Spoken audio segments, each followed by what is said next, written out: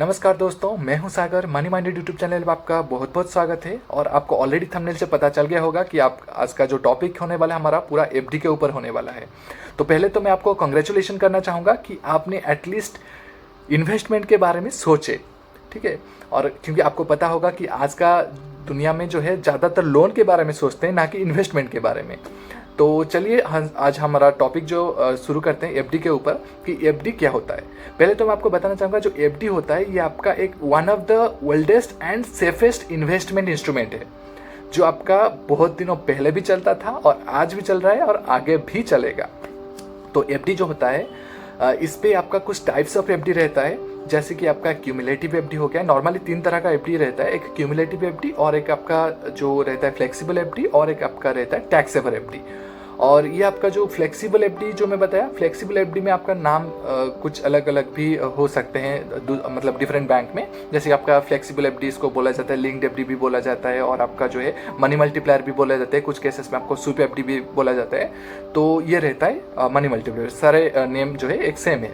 तो आपका cumulative FD जो रहता है ये आपका जो रहता है ये आपका एक फिक्स रहता है, जो मतलब कि आपका जो अमाउंट है वो कुछ पर्टिकुलर पीरियड तक, यानी कि आप अगर क्यूमुलेटिव एफडी करते हैं ना, तो उस केस में क्या होता है कि आप मान लीजिए 1 साल तक आपने क्यूमुलेटिव एफडी किया, तो 1 साल तक आपका अमाउंट जो आपका फिक्स रहा। तो उस केस में 1 साल के बाद आपको वो अमाउंट मिलेगा, और उसके ऊपर जो भी इंटरेस्ट और कंपाउंड इंटरेस्ट जो भी रहेगा तो वो आपको मिल जाएगा। लेकिन इस एफडी में क्या रहता है, इस एफडी को आप अगर इमरजेंसी रहा आपका, तो इमरजेंसी केस में आप इस एफडी को ब्रेक कर सकते हैं। और उस केस में क्या आता है कि आपको कुछ चार्जेस लगते हैं, प्रीमैच्योर क्लोजर चार्जेस इसको बोला जाता है, जो आपका नॉर्मली 1% रहता है प्रीमैच्योर क्लोजर चार्जेस।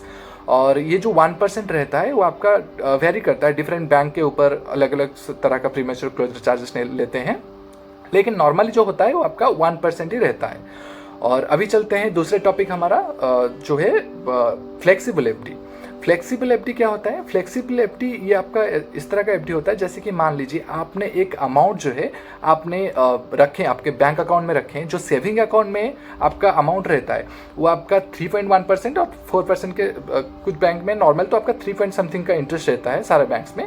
तो ये जो आपका सेविंग अकाउंट में जो बैलेंस आपका पड़ा रहता है, आप इसलिए इसको रखते हैं कि जब भी मतलब हमारा कोई इमरजेंसी हो या फिर डेली खर्चा के लिए जो रहता है उसके लिए हम सेविंग अकाउंट में अमाउंट रखते हैं।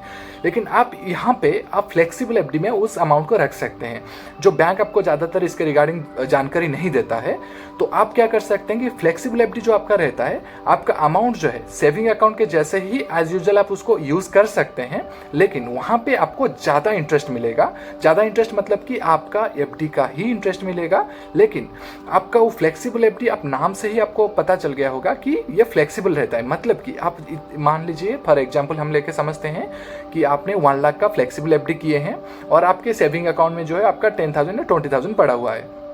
तो उस केस में क्या होता है कि मान लीजिए आपको कहीं पे आपने कुछ प्रोडक्ट परचेज करने के लिए गए, आपका अमाउंट का जरूरत पड़ा, तो आप वहां से जो है 50,000 आप डायरेक्टली आपका जो यूपीआई ट्रांसफर हो या फिर एनईएफटी हो, जो भी मोड ऑफ ट्रांजैक्शन हो, आपने वहां से अपने डायरेक्ट आपका सेविंग अकाउंट से अमाउंट ट्रांसफर करने के लिए कोशिश किए, तो ये ट्रांसफर आपका हो जाएगा। लेकिन आपके सेविंग अकाउंट में जैसे मैं आपको बताया 20,000 था, लेकिन आपका फ्लेक्सिबल एफडी में 1 लाख था। लेकिन आपने जब टोटल मतलब आपको जरूरत पड़ा 50,000 का, तो आपने 50,000 ट्रांसफर कर दिए, तो डायरेक्टली आपका ट्रांसफर हो जाएगा। तो वहाँ पे आपको कुछ भी चार्जेस नहीं लगेगा, कुछ भी नहीं होगा।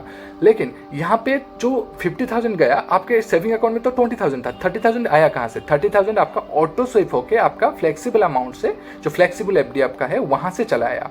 तो जितने दिनों तक अमाउंट का आपका वहाँ पे रहेगा, तो वहाँ पे आपको एफडी का इंटरेस्ट रेट देगा। जब आपका अमाउंट फ्लेक्सिबल एफडी से निकल के आपका यहाँ पे सेविंग अकाउंट से आपने उसको मतलब विड्रॉल कर लिए या फिर ट्रांसफर कर दिए, वहाँ पे आपका बाकी का जो अमाउंट आपका रह जाएगा फ्लेक्सिबल एफडी में। मान लीजिए आपने, जैसे कि मैं आपको अभी एग्जांपल दिया था, 1 लाख का आपने फ्लेक्सिबल डिपॉजिट किए थे, तो उसमें से 30,000 आपने विड्रॉल कर लिए और बाकी आपका जो है 70,000 रहा। तो 70,000 जितने दिनों तक आपका रहेगा उसके ऊपर आपका जो भी इंटरेस्ट रेट रहेगा, जैसे कि अभी ज़्यादातर बैंक में 7.1 का इंटरेस्ट चल रहा है, 7 पॉइंट समथिंग का चल रहा है, तो वो इंटरेस्ट रेट आपको उतने दिनों तक वो आपको मिलेगा। और ये रहता है आपका पूरा फ्लेक्सिबल एफडी। और अभी चलते हैं हमारा जो नेक्स्ट एफडी था आपका टैक्स सेवर एफडी। और ये एफडी जो रहता है इसको टैक्स सेवर एफडी बोला जाता है और 80C एफडी भी बोला जाता है। इसको टैक्स सेवर एफडी क्यों बोला जाता है? क्योंकि इसके ऊपर आपको कोई भी टैक्स देना नहीं पड़ता है। जब आपका क्लोजर टाइम आएगा, जब आपका मैच्योरिटी पीरियड आएगा, तो आपको पूरा अमाउंट मिलेगा, आपका जो मतलब इंटरेस्ट अमाउंट के साथ, प्रिंसिपल इंटरेस्ट अमाउंट के साथ पूरा रहेगा, और इसके ऊपर आपको कोई भी मतलब जो रहता है ना कि टैक्स इसके ऊपर कुछ भी नहीं रहेगा। और इस एफडी ज़्यादातर जो लोग रहते हैं ना, मतलब ज़्यादा वेल्थ लोग होते हैं, तो उस केस में वो इस एफडी को ज़्यादातर प्रेफर करते हैं। और इस एफडी का और एक जो डिमेरिट है ये है कि इस एफडी को आपका 5 ईयर्स तक ये आपका पूरा लॉक हो जाता है। 5 ईयर्स में आपका कुछ भी चाहे हो जाए, आप इस एफडी को विड्रॉल नहीं कर सकते। जैसे कि यहाँ इससे पहले मैं आपको बताया एक क्यूमुलेटिव एफडी होता है जो आपका फिक्स तो रहता है, लेकिन उसको आप कुछ केसेस में आप उसको विड्रॉल कर सकते हैं, लेकिन उसके ऊपर आपको इंटरेस्ट अमाउंट से, प्रिवेलिंग रेट ऑफ इंटरेस्ट से आपको 1% डिडक्ट होकर मिलेगा। लेकिन आपका फ्लेक्सिबल एफडी उसके बाद में आपको समझाया, वहां पे आपका जब चाहे आप अमाउंट विड्रॉल कर सकते हैं, उसके ऊपर आपको कोई भी चार्जेस नहीं लगेगा, और आपका जितने दिनों तक आपका अमाउंट रहेगा वो आपको एफडी का इंटरेस्ट रेट देगा।